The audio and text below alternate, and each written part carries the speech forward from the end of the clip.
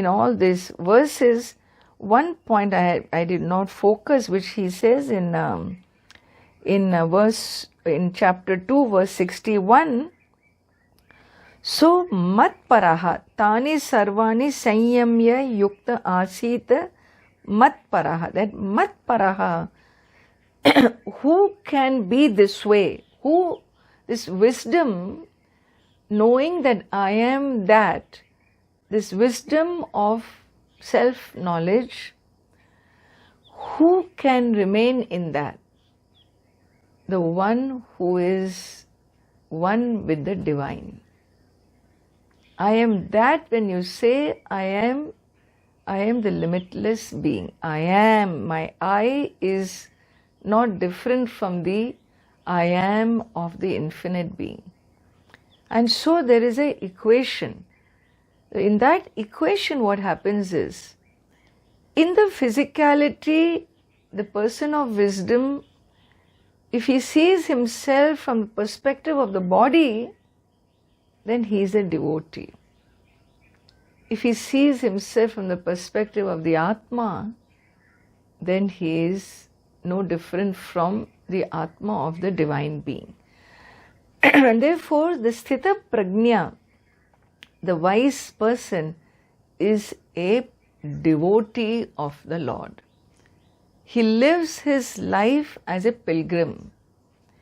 We are seekers. We call ourselves seekers, no? Seekers of truth. But you're going to keep on seeking, seeking, seeking. How long? Until the seeker becomes a pilgrim. Until in your awareness is the divinity.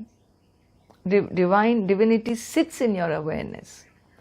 Once divinity sits in your awareness of who you are, then living in the physical world, doing your whatever you're doing, you are a pilgrim in the abode of this sacred life on this sacred planet Earth, and therefore you become a pilgrim.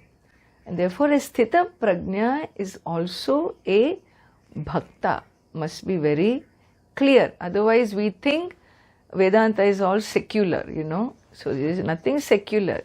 It is you become a great devotee of the sacred, and therefore Stithapragnya is a bhakta. And I'd like to point that in chapter 14, in verse 26, very clear Bhagavan says, Mam chayo vyabhicharena bhakti yogena sevate sagunan samatityaitan brahma bhuyaya kalpate. And therefore, it is not that the individual becomes Ishvara. No. It is not that the individual gains a quality or guna of the Ishvara. No. Then what is it? Well, he recognizes that his individuality is a projection. The individuality is a projection taking the body, mind, sense complex as real, thinking I am the body and so on, with this false identification, that I became egocentric and real. And therefore, what is oneness with the Lord? It is about melting down. And therefore, with this self-knowledge, what happens is, in the surrender to the infinite, the individual effaces out, effaces out means melts down. It's a meltdown of this false cover that a person has been holding.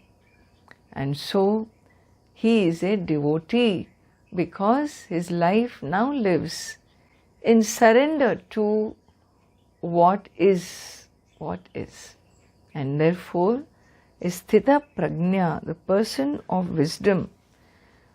His qualities, his nature was described, and he was declared to be one who is a Jivan Mukta, and also a bhakta, a devotee of the divine.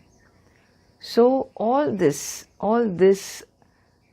living in this way, in a very awakened state, is a person of wisdom that the Bhagavad Gita beautifully, eloquently describes, and I trust these verses will be ever with you in guiding you in your own journey of life.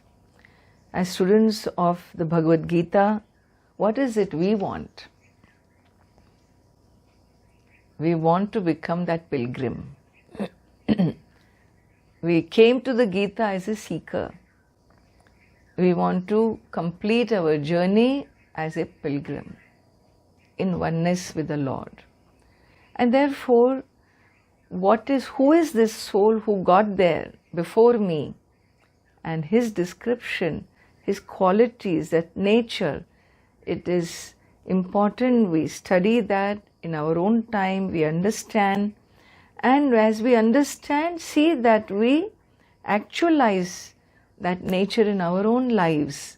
And wherever I'm unable to, then I process, I release those suffocating memories or whatever is blocking me, and open my soul in surrender, in prayer, in receiving this sacred gift of life.